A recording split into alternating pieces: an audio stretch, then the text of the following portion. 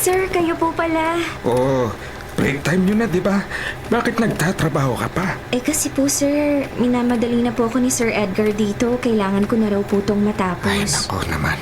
Ako na nga ang bahala kay Edgar. Alam ko ikaw ang pinakamasipag na empleyado ng factory.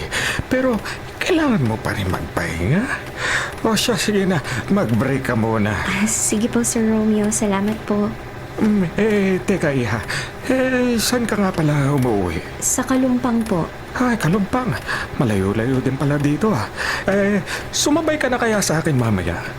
Ano po sir Taga-Kainta kasi ako. Dumadaan ako sa Kalumpang. Isasabay na kita. Di ba nakakahiya sa inyo sir? Ay nako, huwag ka mahiya sa akin. Mabait talaga ako sa mga masisipag na empleyadong tulad mo.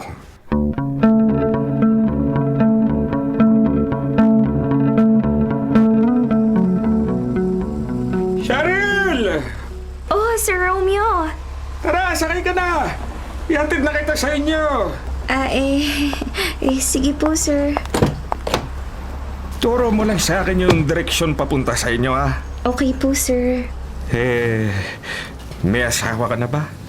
Meron na po sir, pero hindi po kami kasal. May isa po kaming anak. Bale ilang taon na ba kayong nagsasama? 2 months pa lang po kaming nagsasama. Siya. Oo nga pala. Birthday mo pala nung isang linggo. Pasensya ka na, ako hindi kita nabati. So, belated happy birthday. Thank you po sir. Teka lang ha. Eto, tanggapin mo. Ano po ito sir? Regalo ko yan sa birthday mo. Talaga po? Oo, buksan mo na. Sige po. Sir? Bagong model yan ng smartphone. Ano, nagustuhan mo ba? Opo, pero sir, nakakahiya naman po sa inyo. Nako. Kulang pa yan sa kasipagang pinakita mo sa trabaho mo. Ganun po ba? Salamat po sir ha. Ay, nako, alam mo, Cheryl, makita lang kitang masaya. Masaya na rin ako.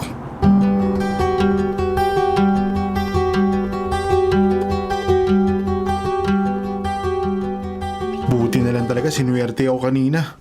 Malaki ang mga nakuha kong tip sa mga kliyente namin bakla at matrona. Pero Oka, nag-aalala lang ako sa'yo. Malakas ang resistensya ko, Cheryl. Kahit ilan pa yan, kaya kong serbisyuan. Ay, sana gabi-gabi swertein ako para makapag-uwi ako ng malaking pera. Oka, kung sakasakaling makaipon na tayo ng malaking pera, tumigil ka na sa pagmamacho dancer at callboy. Hindi, Cheryl. Hindi ako titigil. Malaki na ang kinikita ko sa trabaho ko na hindi ko kikitain sa anumang marangal na trabaho. Saka ito ang gusto ko, Cheryl. Sige, bahala ka. Teka, maiba tayo. Sino nagbigay ng bago mong cellphone? Galing to sa boss ko. Regalo daw niya sa akin ng birthday ko. Ang galante naman ng boss mong kung gano'n. Mabait sa akin yung boss ko. Biruin mo, hinatid pa niya ako kanina pa uwi sa bahay. Baka naman may gusto sa iyo yung amo mo. Hindi gagawin ng isang lalaki yon, lalo na ang boss mo para lang sa isang empleyado. Maliban na lang kung may gusto siya sa iyo. Hindi naman siguro. Pero alam mo, Cheryl, magandang opportunity yan kung nagkataon. Ang alin? Ang magkagusto sa akin ng boss ko? Oo! Tirahan mo yung boss mo. Gawin mo ulit yung dati mong ginagawa. Nagbago na ako, Oka. Ayoko nang bumalik sa pagiging GRO. Ay, sayang naman kasi ang pera, Cheryl. Pwede natin gamitin yon para makaipon tayo o di kaya makapagpatayo tayo ng negosyo. Ayokong samantalahin ang kabaitan ng boss ko sa akin. Ano ka ba? Sa panahon ngayon, utak na ang ginagamit. Maging practical ka. Malaki ang opportunity na mapupunta sa'yo kapag nagkataon. Pwede ka ma-promote dyan sa factory na pinapasukan mo. Sige, gagawin ko yan. Pero paano kung ma-inlove ako sa boss ko? Yun lang ang wag mong gagawin. Kasi hindi ako papayag, Cheryl. Yun naman pala, Oka Bakit mo pa ako parang binubugaw sa boss ko? Ay, Cheryl naman. Gamitin mo naman sana ang utak mo. Ikaw na rin ang may sabi dati na ayaw mo ng ganitong buhay, na gusto mong umasenso. Pwes, Hindi tayo aasenso kung ganito lang ang ginagawa natin, Cheryl. Nandyan na yung palay. Tutukain mo na lang. Ayokong umasenso sa ganong paraan. Ikaw, bakit hindi ka gumawa ng paraan para umasenso ang buhay natin? Bakit hindi ka maghanap ng marangal na trabaho na may sapat na sahod? Hindi yung puro pagkukolboy lang ang alam mo. Nakakasakit yun naman, Cheryl. Gumising ka, Oka. Walang umaasenso sa panggagamit. Ay, sige, bahala ka. Kung ayaw mo, edi wag. Tapos ang usapan.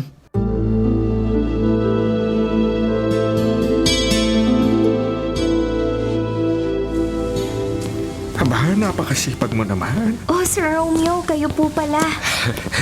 Nasabi kasi sa akin ni Edgar na mag-o-overtime ka. Kaya ito binilhan na kita ng hapunan. Naku, sir, thank you po ah. Ay, naku, wala yun. Cheryl, masaya ka pa sa trabaho mo? Opo, sir. Masaya po ako kasi may mga boss po akong mabait tulad ninyo. Mabuti naman. Mga ano oras ka ba makakauwi? Mga alas 11 po. Sige. Hintayin na kaya kita. Sabay na tayo umuwi. Sir, nakakahiya naman po sa inyo. Baka po nakakaabala na ako. Ako hindi naman, Cheryl. Ikaw pa. Kahit kailan hindi ka naman nag-iabala sa akin. O ano paano mamaya na lang? Sige po, sir. Kayo pong bahala.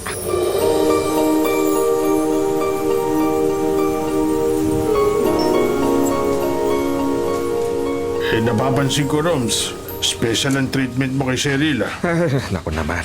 Special talaga ang trato ko sa mga masisipag na workers tulad niya. Marami tayong masisipag na workers, pero si Cheryl, binibilyan mo pa ng pagkain. Tapos hinahatid mo pa pauwi. Umaming ka nga. May gusto ka ba kay Cheryl? Ikaw talaga.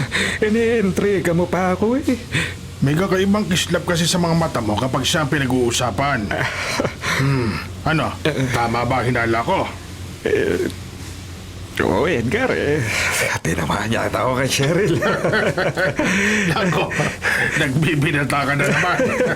Ewan ko ba, Edgar, pero iba talaga nararamdaman ko kapag kasama ko siya. Mumibilis ang tibok ng puso ko. Tapos hindi na ko kumpleto ang araw ko kapag hindi ko siya nakikita at nakakasama. Kumpirmado, in love ka nga sa kanya. Kaso, Roms, may asawa na si Cheryl, di ba? Hindi naman siya kasal. Bakit? Balak mo ba siya agawin sa asawa niya? Hindi naman. Pero posible maging kami. Yan nga lang kung papatol siya sa akin. Matanda na ako. Bakit hindi? May bubuga ka pa. Matinig ka pa naman sa chicks. Ay, nako, Diyos ko, bahala na. Kung magugustuhan din ako ni Cheryl, di okay. Pero kung hindi, ipagpapatuloy ko na lang yung nasimulan ko, Edgar.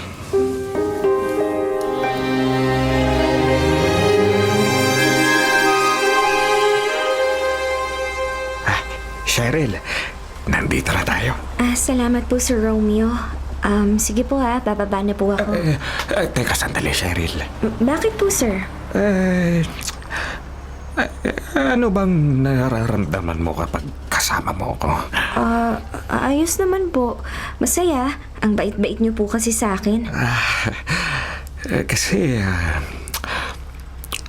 espesyal ka kasi sa akin. Ano po ang ibig niyong sabihin? Cheryl, kasi parang nakakagusto na ako sa iyo Ay, Sir Romeo? Pasensya na, Cheryl.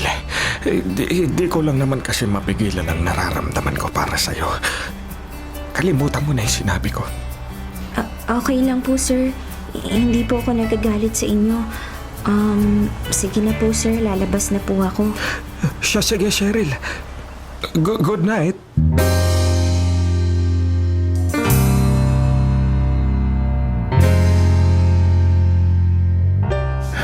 Cheryl, si Daryl may sakit. May pera ka ba, Oka? Dalhin na natin sa doktor ang anak natin. Wala akong pera eh.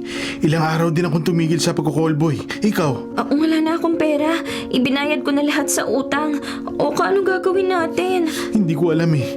Umutang ka na lang ulit sa mga kakilala natin. Marami pa tayong hindi nababayaran. Wala nang magpapautang sa atin. Sa boss mo. Kanino, kay Sir Romeo? Bait naman yung boss mo eh. Siguradong pahiramin ka nun. Nahihiya ko, Oka. Marami na siyang naitulong sa akin at saka ayokong abusuhin ang kabaitan niya Pero sa akin. kailangan natin ng pera. Sigurado naman akong pauutahin ka niya eh. Sige na Cheryl, subukan mo. Oh, sige, Oka. Basta para kay Daryl, kakapalan ko ng mukha ko kay Sir Romeo.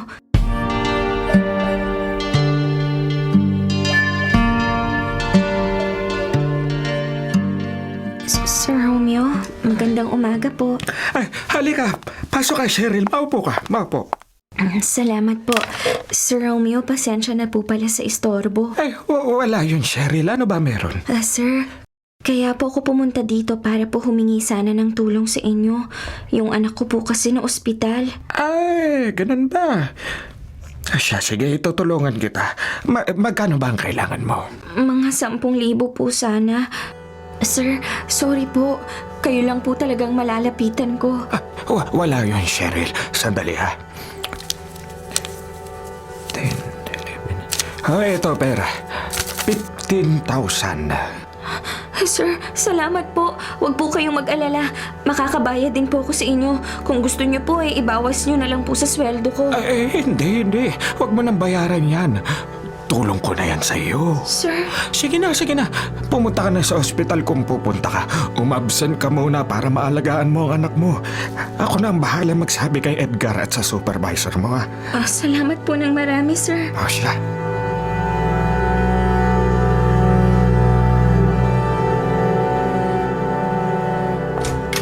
Ate Cheryl, buti dumating ka agad. Yung anak mo. Bakit, Era? Ano nangyari kay Daryl?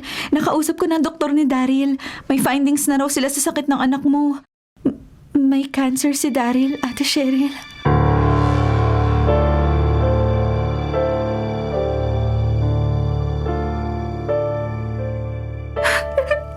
Anong gagawin natin, Oka? Ano? May ewan ko. Anong ewan? Oka naman. Huwag mong sabihin sa akin na wala kang gagawin para kay Daryl. Anong inaasahan mong gagawin ko? Hindi naman ako Diyos para pagalingin si Daryl. Umilos ka naman kasi, Oka. Ikaw naman ang magdilihensya ng pera para sa mga gamot ni Daryl. Hindi yung puro ako lang ang gumagawa. Sa wala akong madilihensyahan. Anong magagawa ko? Ilang taon na ako nagtitiis sa'yo. Ilang taon na tayong ganito, walang asenso. Simula nung nagsama tayo, hindi guminhawa ang buhay ko. Nakakasawa na, Oka. Pagod na ako sa pagtitiis ko sa buhay natin. Buti pa nga si Sir Romeo na ibibigay lahat ng pangangailangan ko samantalang ikaw na asawa ko, wala. Kung ganun pala asawain mo na lang yung matandang yun. Alam mo, Oka, dapat pala na pagsisihan ko yung pagpayag ko na makipag-live-in sa'yo. Wala kasi ako napapala sa'yo. Ayoko na, Oka. Magkanya-kanya na lang tayo.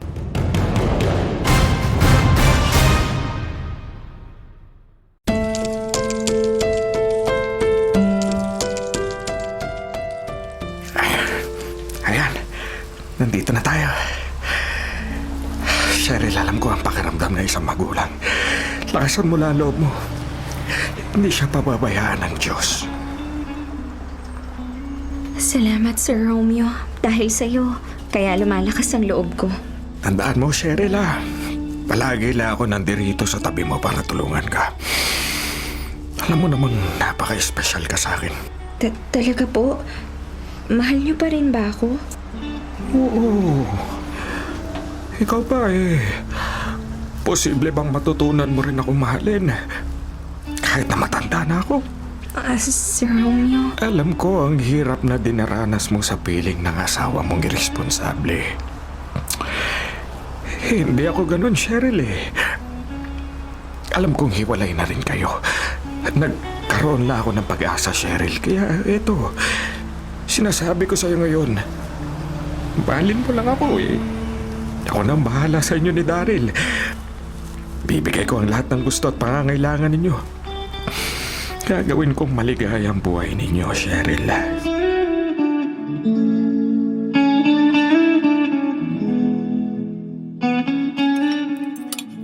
Alam mo, Papa, kanina ko pa napapansin parang ang saya-saya mo simula pa nung isang araw. Oo nga, Papa. Para kayo nagbibinata. I guess. In love? Minatitipuhan? Ikaw talaga, Roger? So tama ko? Ay nako, Papa, ayan na naman kayo Hindi na kayo nagtanda dun sa ex niyong si Michelle. Tignan niyo yung ginawa ng babaeng yun sa inyo. Pinirahan lang kayo. Tapos nung makuha na ang gusto niya sa inyo, ayun, iniwan kayo sa mas bata. Abay, sa panahon ngayon, Mildred, hindi na ako magkakamali. Malaki ang kaibahan niya kay Michelle. See, Mildred, may bagong babae na naman ang papa mo. Papa, I don't want a stepmother. At saka kung dati hinayaan ka namin na bumuhay ng babae, this time, hindi na ako papayag. Ayoko may masasayang ulit na pera ng dahil lang sa babae nyo. Aba, Mildred, huwag mong hawakan at diktahan ang buhay ko. Anak lang kita, ha? Ang tagal kong nanahimik at ilang beses ko kayong inunawa, pero hindi kayo natuto sa mga pagkakamali ninyo. Ilang babae na ba ang nanloko sa inyo, ha? Sina Rebecca, Alicia, Selena, Daniela, Cristel at yang si Michelle. Inuubos nyo lang ang pera sa mga walang kwentang tao. Abay, hubusin ko man ang pera ko sa babae. Wala na kayo ni Roger doon. Pera ko naman yun. Ako ang naghirap at nagpalago noon. Kaya gagawin ko ano man ang gusto ko. Pero paano naman ako, Papa? Alam ko naman ang gusto mong ipahiwatag sa akin, Mildred. Hindi ako ipinanganak kahapon, ha? Tutol ka na mag-asawa ko muli kasi ayaw mo na may kahati ka sa ari-arian ko kapag namatay na ako. You want the truth? Yes, Papa. Ayoko may kahati sa perang mamanahin ko sa inyo. Ako ang nag-iisa ninyong anak. Ang tanging may karapatan sa lahat ng kayamanan ninyo. Akin lang yun, Papa. Akin lang. Abalintik kang bata ka. Mas gugustuhin ko na lang na ipamigay ang pera ko sa babae ko kaysa sa'yo. Ay, don't you dare! Mildred, kalma ka lang. Tatay mo pa rin siya. Alam ko naman na kayo mag-asawa. Gustong gusto nyo na akong mamatay para masolo nyo na lahat ng pera ko. Pero mukhang hindi panig sa inyo ang tadhana kasi lalong umahaba ang buhay ko. Mapwisit talaga tong mga halta. Bahala na kayo dyan! Nawalan na ako ng gana kumain! Papa! Alam ko malaki ang galit mo sa akin, Mildred, kasi ako ang sinisisi mo sa pagkamatay ng mama mo. Inaamin ko naman yun na kung hindi dahil sa pagiging babaero ko noon, hindi mamamatay sa aksidente si Isabel. Pero pinagsisisihan ko na yun. At tanggap ko na rin na hindi mo ako mapapatawad at pinaplastic mo na ako kasi may hindi ka pa nakukuha sa akin. Pero alam ko, hindi mo ko minamahal at nire-respeto bilang ama. Huwag ka mag-alala. May matatanggap ka pa rin ng mana sa akin kapag namatay na ako. Pero hindi ko may papangako sa'yo na buo ko ibibigay yun sa'yo.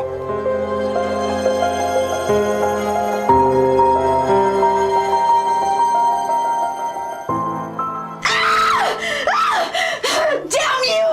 Damn you! Stop it, Mildred! Malapit na sumabog ang eardrums ko sa'yo. Walang magagawa yung pagsisigaw mo kung meron namang babaeng kinauhumalingan niyang papa mo. Hindi ako papayag, Roger. Ayoko na may kahati sa mana. Kailangan malaman natin kung sino ang babaeng yon. Paimbestigahan natin sa private detective. Tudal, may pera naman tayo. Gusto ko malaman kung ano ba talagang motibo ng babaeng yun kay Papa. Handa kong gawin ng lahat, Roger.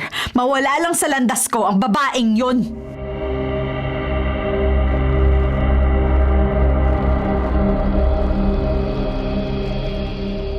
Talaga, Ate Cheryl? Kayo na ng boss mo? Kailan pa? Ilang araw na rin ang nagdaan simula nung naging kami. Hindi, wow! Ikaw na maswerteng babaeng nakabingwit na mayamang DOM. Pero ang tanong, ate, mahal mo ba siya? Era, tatapatin na kita ha. Hindi ko mahal si Romeo. Pero kasi, gipit na ako eh. Kailangan kong kumapit na sa patalim para sa anak ko. Era, alam kong siya lang ang sagot sa problema ko.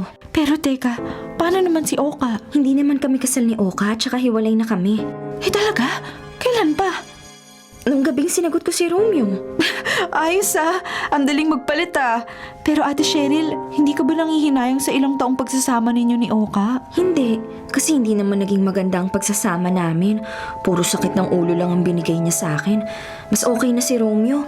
Siguro matututunan ko rin siyang mahalin ng totoo. Pero sa ngayon, uunahin ko muna ang bulsa ko. Lumalaki na si Daryl at kailangan ko ng paghandaan ng kinabukasan niya. Ayoko matulad siya kay Oka na puro pagko-callboy lang ang alam. Eh di kung ganun, Ate Cheryl, good luck na lang sa inyo.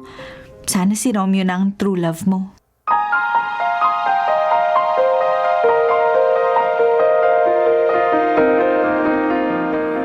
Saan ka galing, Roger? Nakausap ko na yung private investigator na hinar natin para alamin ang pagkakakilanlan ng bagong babae ng papa mo. Eto, basahin mo. Akin na. Cheryl pala ang pangalan niya. Ang sabi dito, nag-work siya sa factory. Tapos siya ng management. Pero bago makatapos sa pag-aaral, naging guest relations officer siya sa isang nightclub. Ay, yan na nga bang sinasabi ko, Roger?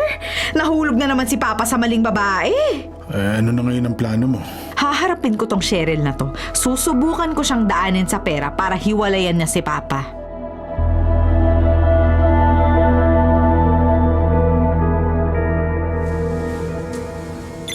Sino kaya tong tumatawag sa akin? Nasa kalagitnaan ako ng trabaho eh. Pero teka, baka isa to sa mga boss ko. Masagot ko na nga.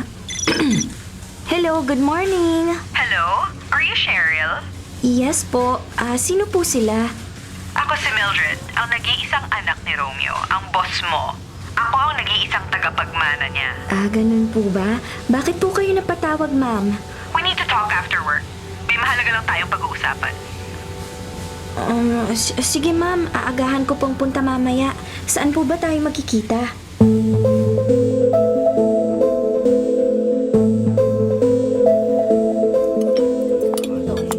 Pasensya na po kayo, Ma'am Mildred, kung nalate ako. Hindi kasi ako pinalabas agad ng factory ni Boss Edgardo kasi nagkaroon ng machine error. Kailangan umabot. Maupo ka. Ano po bang pag-uusapan natin? Dahil mahalaga ang oras ko, didiretsahin na kita. Hindi kita gusto para sa papa ko. Ma'am Mildred, pasensya na po pero mahal ko ang ama nyo. Nagmamahalan po kami ni... Bakit mo ba siya pinatulan? Ha? Dahil ba sa pera? Iniisip mo ba na kapag pumatol siya sa'yo, may iaahon ka niya sa hirap? Hindi po ganun, ma'am. Huwag na tayong maglokohan, Cheryl. Alam kong walang papatol sa tatay ko dahil matanda na siya. Kung sasabihin mong true love ang nararamdaman mo para sa kanya, hindi ako naniniwala. Maraming babae na ang nagsabi na mahal nila ang papa ko, pero ang ending, pinirahan lang nila ang tatay ko. Katulad po ng sinabi ko, ma'am, hindi po ako ganong klase ng babae. Tunay kong mahal si Romeo, sa maniwala po kayo o sa hindi. Magkano bang kailangan mo para layuan mo lang ang papa ko, ha? 100,000? Kalahating milyon? 1 milyon? 10 million? Name your price. Basta kapag binigyan ka na namin ng pera, siguraduhin mong hindi ka na magpapakita sa kanya kahit kailan. Hindi ko kailangan ng pera nyo. At kahit kailan, hindi kita susundin. Huwag ka na nga magmatigas, Cheryl. Kasi kung ipagpipilitan mo yung gusto mo, sinasabi ko sa'yo, mahirap akong kalaban. Hindi ko hahayaan ng tatay ko na lustayin ang pera ng pamilya namin dahil lang sa isang walang kwentang babaeng katulad mo. Naiintindihan mo? Hindi ako natatakot sa pagbabantaan nyo, Ma'am Mildred. Hindi ko hihiwalayan si Romeo dahil nagmamahalan kaming dalawa. Ngayon, kung hindi nyo yun matanggap, hindi ko na yun problema.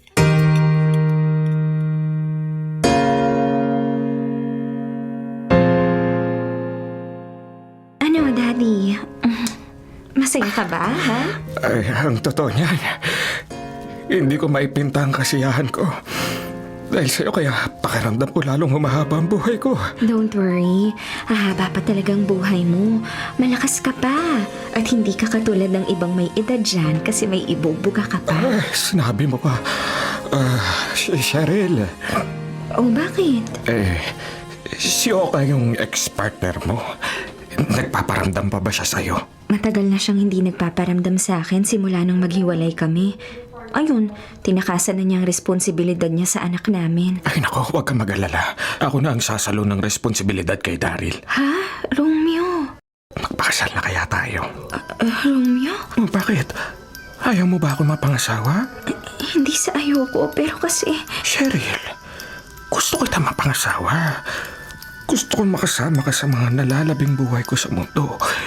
Pinapangako ko naman sa'yo na magiging mabuting asawa ko sakaling tanggapin mo ang alok ko. Romeo... Mahal mo naman ako, di ba? Oo, mahal kita, Romeo, kaso tutol sa akin ang anak mong si Mildred. Wala naman siya magagawa kapag kasal na tayo. Nakita kami nung isang araw. Pinagbabantaan niya ako. Huwag ka matakot sa kanya. Hanggang salita lang yung batang yun. Seryoso ka ba talaga sa akin, Romeo? I mean, ilang buwan pa lang tayong magkakilala tapos pakakasalan mo na ako? Bakit hindi? Unang kita ko pa lang sa'yo eh. Alam kong ikaw na ang babae nakatakda para sa akin. Mahal kita. At sigurado ako sa mga nararamdaman ko para sa'yo eh. Pinapangako ko sa'yo. Oras na maging asawa na kita. Bibigyan ko kayo ng anak mo na magandang buhay.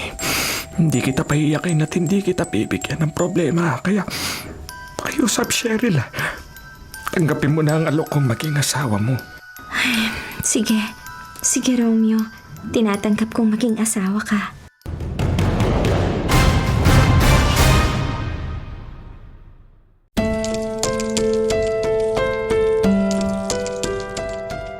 What? Cheryl na yon? Abay, tinanggap nga ang marriage proposal ko. Naghahanda na nga kami sa kasal namin eh. Simple lang ang magiging kasal dahil yun ang gusto ng future stepmother mo. Nahihibang ka na ba? Hindi ako papayag! At sino ka sa tingin mo para sabihin niya sa akin? Anak niyo ko pa! Sariling dugot laman! Tapos ganito ang gagawin niyo sa akin? How dare you! Kung nabubuhay pa si Mama, hindi niya kayo hahayaan sa kabaliwan niyo! Tama na, Mildred. Ikaw man ang tagapagmana, hindi naman ibig sabihin nun ay pangihimasukan mo na ang mga desisyon ko. Hindi, Mildred. Kung pagpapatuloy ka sa ganyang ugali, mas gugustuhin ko na lang ipamana sa ibang kayamanan ko kaysa sa'yo. At kanino niyo ipapamana, ha? Sa hampas lupang Cheryl na yon? Huwag na huwag mong iinsultuhin ang mapapangasawa ko. Mapapangasawa? Tell me, magkano niyo binili ang babaeng yon? Bata ka, insultuhin mo na ang lahat kahit ako wag lang si Cheryl. I see. Baliw na nga kayo sa Cheryl na yan. Mas gugustuhin ko na ipamana kay Cheryl ang lahat ng kayamanan ko kaysa mapunta sa'yo ni Roger na parehong sakim. Sa palagay niyo, papayag ako sa gusto niyong mangyari? Never! Hindi ko hahayaang mangyari yon! Huwag mo ako hamunin, Mildred, dahil hindi mo alam kung ano ang kaya kong gawin. Tatandaan mo to. Hawakan mo lang si Cheryl ay ako mismo ang makakalaban mo.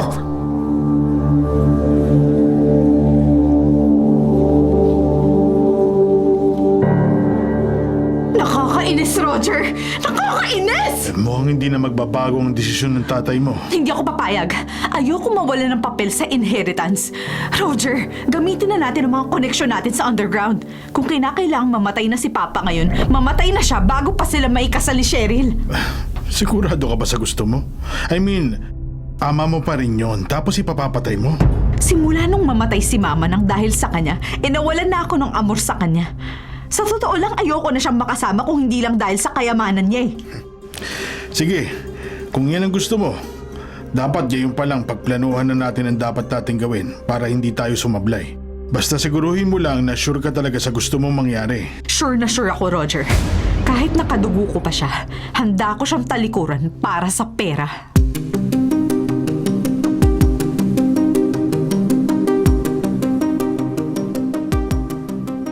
Mildred, Bakit pa? malapit na ang kasal namin ni Cheryl. At inamin ko, nag-aalala ako sa magkakasama kayo na asawa ko sa isang bahay. So anong gusto niyong palabasin pa? Naalala mo yung property, yung bahay at lupa sa Project 8, Quezon City. Di ba matagal mo nang hinihingi sa akin yon? Abay, ibibigay ko na yun sa'yo para may sariling bahay na kayo ni Roger. Para ano? Para magpakasaya yung asawa niyo sa kayamanan ninyo? So ano? Ibibigay niyo sa akin ang maliit na bahay na yun para sa kanya mapunta yung mansyon? No way! Ito lang ang naisip kong paraan para hindi gumulo ang mga buhay natin. Bubukod na kayo ni Roger. At sa araw ng kasal, kailangan nakalipat na kayo dun sa bahay na ibibigay ko sa inyo. Huwag kayong mag-alala. Mamadaliin ko ang pag-transfer ng titulo sa pangalan ninyong mag-asawa. Papaalisin mo ako sa sarili kong pamamahay? Just like what you did to Mama. How dare you, Papa? Nakakasuklam ka! Abay, masuklam ka na. Wala akong pakialam. Basta buo na ang desisyon ko, Mildred. Para din to sa ating lahat. You know what, Pa? How I wish na kayo na lang sana ang namatay instead of Mama! Hindi ako makapaniwala na nagkaroon ako ng isang amang katulad nyo! Siguro panahon na nga para malaman mo ang totoo. Anong ibig niyo sabihin? Matagal ko ito itinago sa inyo kasi ayokong gumulo ang buhay mo. Pero kailangan mo rin malaman ng totoo sa tunay mong pagkatao. Ito yung brown na envelope. Buksan mo at basahin mo. Ano to?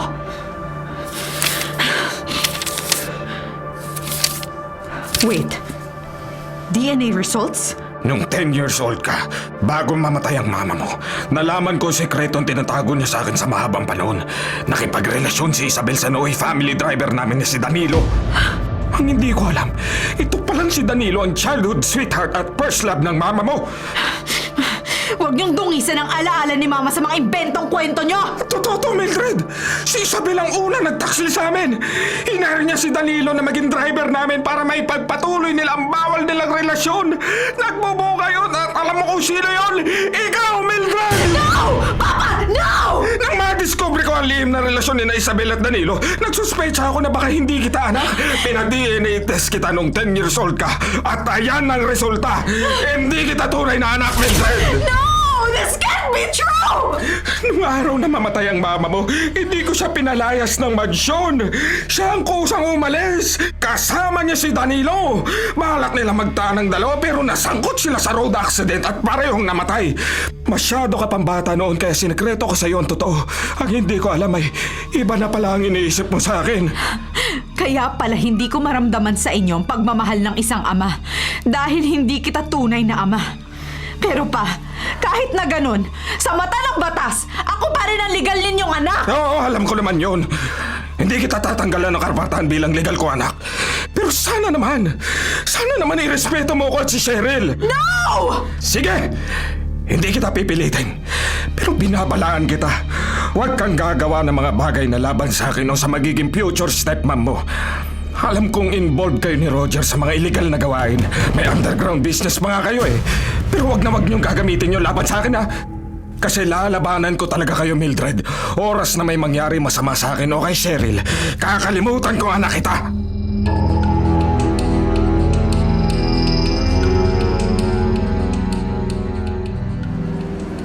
Now that Cheryl and Romeo have given themselves to each other by the promises they have exchanged, I pronounce you as husband and wife in the name of the Father and of the Son and of the Holy Spirit.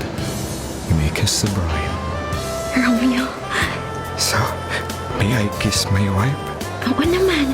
Sayong-sayo na ako.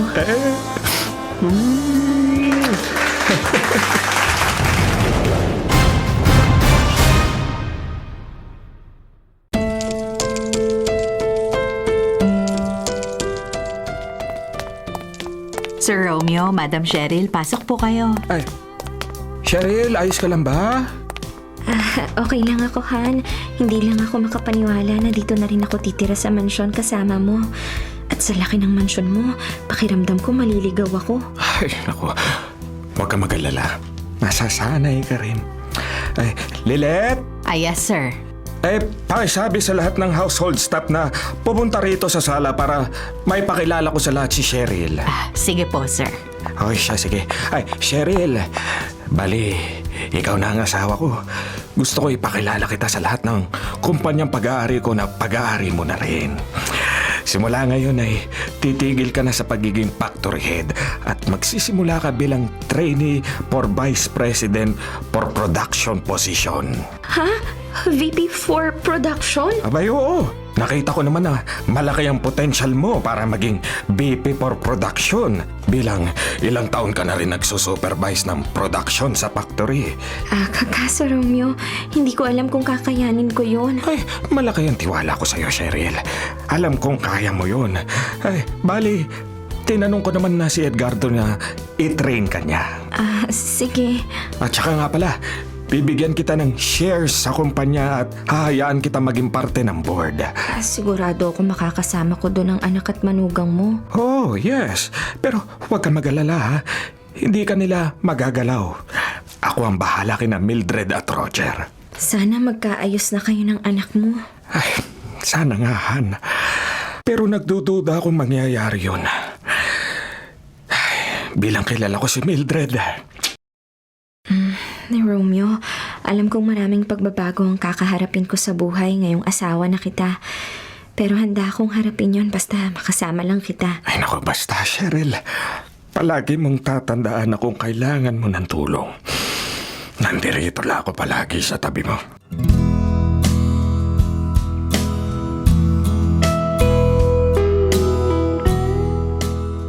Mildred, anong problema at parang bad mood ka yata ngayon?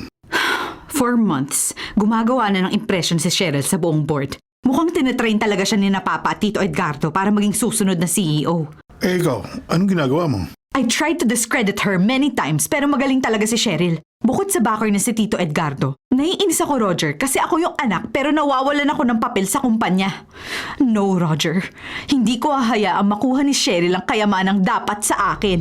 Magkamatayan na. Ay, may plano ka na ba? Kasi Mildred, kailangan natin kumilos bago pa mamatay ang papa mo. Tawagan mo na lahat ng contacts natin sa underground. Gusto ko patayin mo si Cheryl. Ikaw na ang mag-isip kung paano. Kill her at all cost. Sige Mildred, may naisip na akong paraan para mawala siya sa landas natin.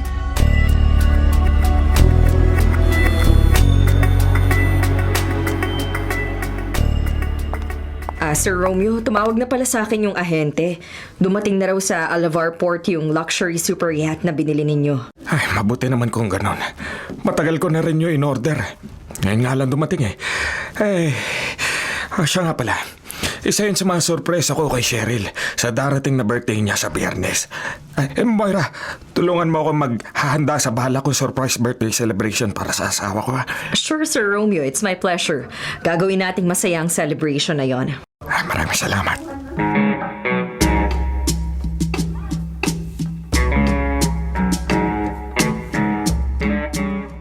Ano? Talaga? Pumili si Romeo ng bagong yate? Yes, boss. Malaking yate. Balita ko ba siya hanggang 50 katao. Regalo daw yun ni Sir Romeo sa asawa niya. Doon rin gaganapin yung surprise birthday celebration. Ganun ba? Boss, may pagkagawa ba kayo para masira ang celebration nila? Actually, meron. Maglagay ka ng mga espiya sa celebration nila. Pagpanggapi mo bilang mga staff, tapos taliman nyo ng bomba yung yate. Sigurado kayo, boss? Oo, handa ako magbayad sa inyo kahit magkano. Siguruhin nyo lang na yun na yung huling celebration nila dahil lahat sila mamamatay sa pagsabog na yun.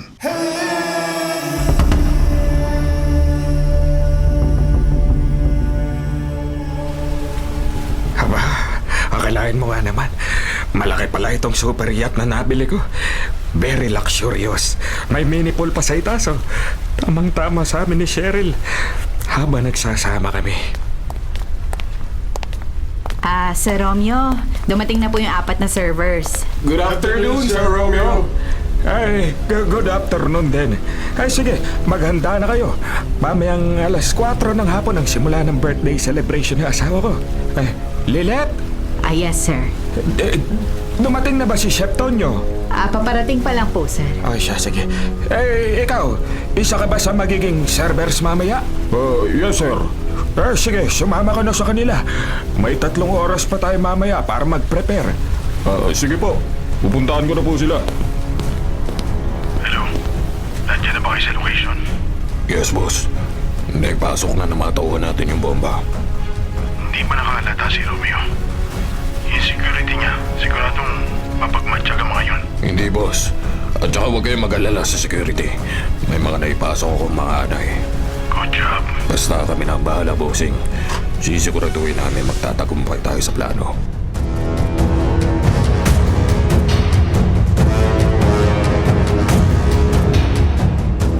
Tara, Madam Cheryl. Bumaba na tayo. Naghihintay na sa atin si Sir Romeo.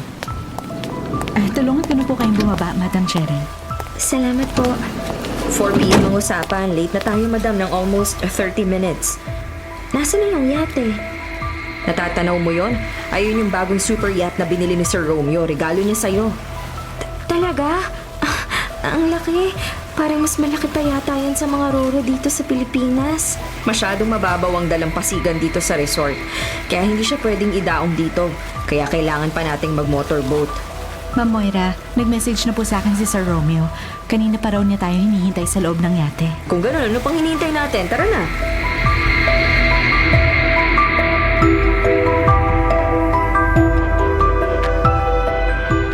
Sir, nag-text na po sa akin si Nora. Pasakay na raw sila ng motorboat. Ay, maganda yan. Nga pala, nakita mo pala yung lalaking server na matangkad at medyo may katandaan na. Bigla kasi siya nawala eh. Ay, opo. Pero kanina pa po bigla na lang po siyang nawala. Aba, ganun ba? Teka, ako na nga maghahanap sa kanya. Nasaan na kaya yung lalaking yun? Wala akong tiwala sa kanya. Kinakabahan talaga ako. Wala siya rito sa kusina ng yate. Teka, parang may naririnig ako ah. Parang dito nang galing sa mga cupboards. Ay, Diyos ko! May bomba sa loob ng yate!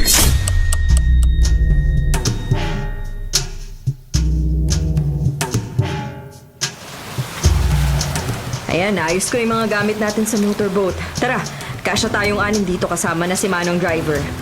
Ano kayang surprise ang hinanda sa akin ni Romeo? Hindi na ako makapaghintay. Sumabog ang yate! Oh my God! Ano nangyari sa Sir Romeo? Hindi! Hindi! Romeo! Romeo! 1,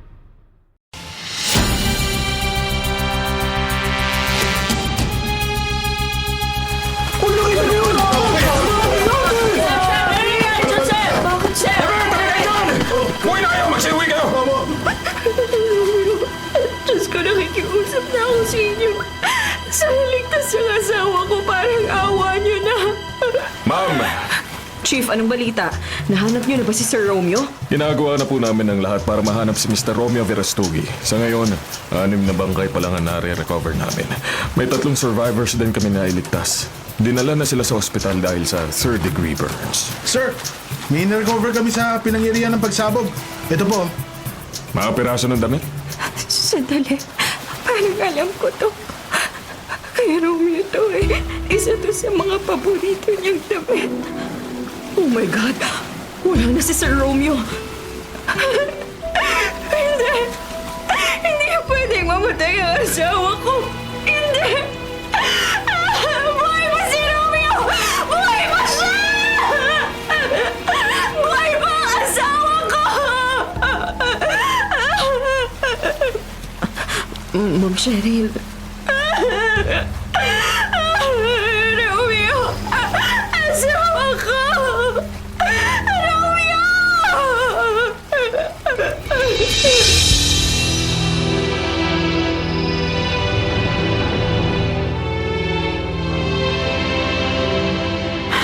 Buisit! Buisit! Ang usapan natin, sina Papa at Cheryl ang papatayin natin. Ayan yung balita. Si Papa lang ang pinaniniwala ang nasawi. Pero si Cheryl, ayan hindi siya napasama sa pagsabog. Ano? Lintik naman. Pumalpak tayo. Ngayong buhay si Cheryl, mas lalo nating pinadali na makuha niya ang mana kay Papa. Huwag kang maglala. Isusunod agad natin si Cheryl. Huwag ka na magalit o mag-alala dyan. Siguraduhin mo lang na hindi tayo sasabit dyan. At sana magtagumpay na tayo. Oo, mahal ko. Hindi magtatagal. Sasama na rin si Cheryl sa kanyang asawa sa kabilang buhay.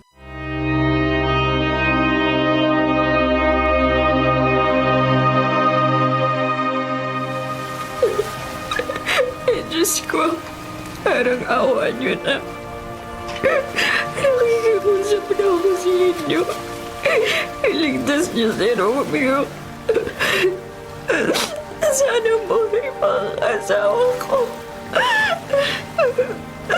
Huwag niyo pawiin si Romeo. Mahal na mahal ko siya. Oo, natutunan ko na siyang mahalin. Maawa na kayo sa akin. Pakiusap. Cheryl. Anong balita? Nahanap na ba nila si Romeo? Hindi pa rin nila nahanap si Sir Romeo.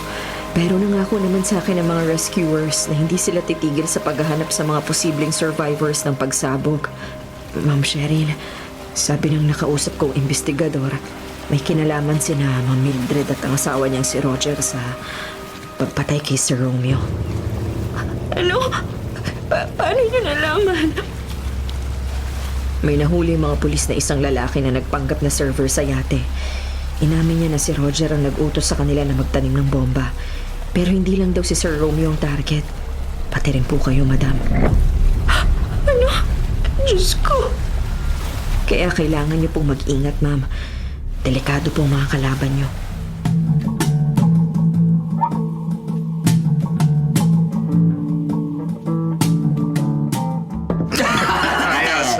Dahil ba yan, ha? Nga pare, Celebrasyon natin ngayon dahil gawa natin ang pinapagawa sa atin ni Boss Roger.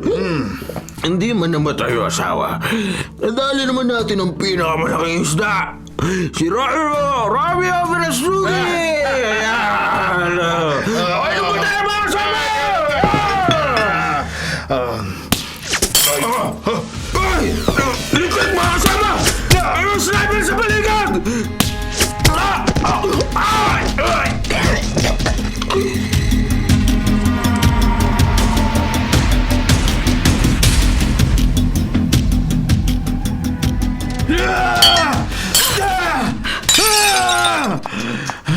Roger! Anong ginagawa mo? Bakit ka nagbabasag ng mga mamahaling alak natin? Roger, tama na yan! Wala na tira sa mga tauhan natin. Lahat sila pinagpapatay ngayong gabi. Ano? Paano nangyari yun? Sino may gawa? Hindi ko alam. Baka may kinalaman dito si Tito Edgardo. Alam mo namang hindi lang tayo may connection sa underground. Ang papa mo rin. Kung gusto nila ng gyera, pues ibibigay natin yun sa kanila. Hindi ako papayag na matalo lang nila tayo. Lalabanan natin sila. Kahit magpang-abot pa kami sa impyerno!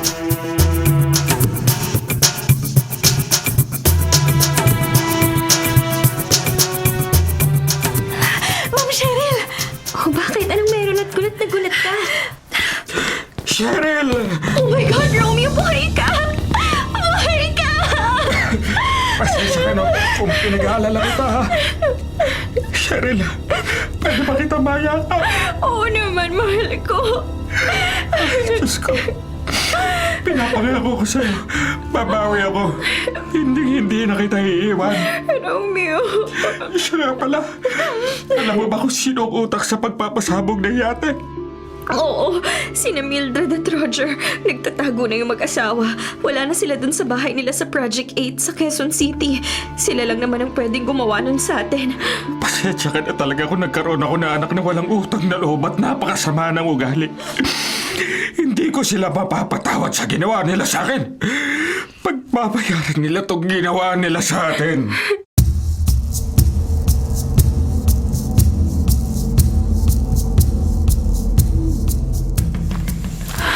Buwiset talaga. Hindi ko akalain na aabot tayo sa ganito. Tingnan mo naman ang mga itsura natin, Roger, para tayong mga rebelde sa bundok. Huwag ka na magreklamo dyan. Kasi naman, kumuha ka ng mga tauhan at tatanga-tanga. Ayan, nilaglag tayo nung isa. Ngayon, isa na tayo sa most wanted sa buong bansa. Sinunod ko lang naman ang gusto mo eh. Dahil sa paghahangad mo sa kayamanan ng papa mo, tutuloy na nangyari sa atin. Teka, naghangad ka rin naman ah. Huwag na nga tayo magtalo, pwede ba? Malapit na tayo sa magiging hideout natin. Nandun na rin yung mga tauhan na pinadala ko. Nagriring ang cellphone mo, Mildred. Kapalain mo may signal pala dito. Ay nako, sino naman kaya to? Sasagutin ko na. Hello? Musta ka na, Mildred? Papa! Buhay ka? Buhay na buhay ako, anak. Akala mo siguro sa edad ko ito madali ako mamamatay. Nagkakamali ka. Siya nga pala, tumawag ako sa'yo para sabihin sa'yo na mapupulog kayong dalawa ni Roger sa kulungan. Ha? Anong sinasabi ninyo? Alamigin mo sa inyo dalawa! Lintik mga pulis! Bakit nandito mga pulis sa gubat? Papa! Anong ibig sabihin nito? Alam namin na pupunta kayo sa isa sa mga hideout ninyo dyan, kaya inunahan na namin kayo. Good luck, anak. Sisiguruhin ko mabubulok ka ngayon sa kulungan. Na-arresto namin kayo sa salang attempted parricide! Huwag na kayong manlaban dahil kahit anong gawin ninyo sa kulungan pa rin ang kababagsakan ninyo!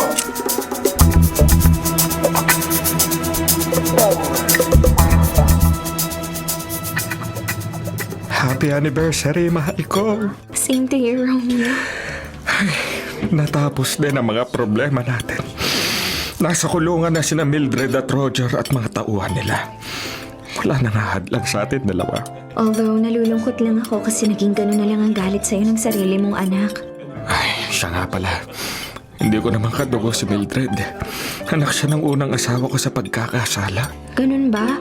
Kaya pala ganun na lang ang trato niya sa'yo. Ay, oo. Oo nga pala. Plano ko magbukas ng bank account para sa kinabukasan ni Daryl. Gusto ko maging maganda ang kinabukasan ng anak mo.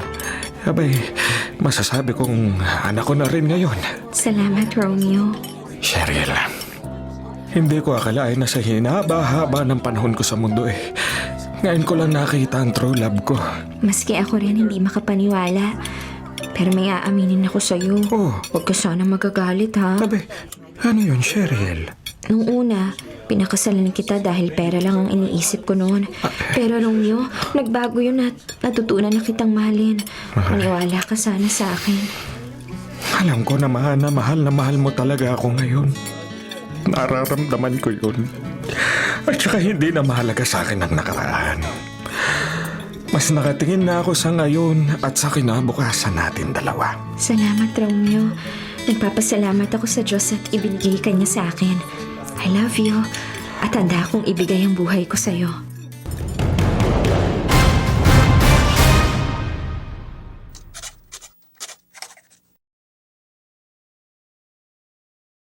Mga kapatid, kung ayaw nyo pong mabulok, patuloy pong tumutok sa 105.9 True FM para sa totoong balita, impormasyon, music, at entertainment.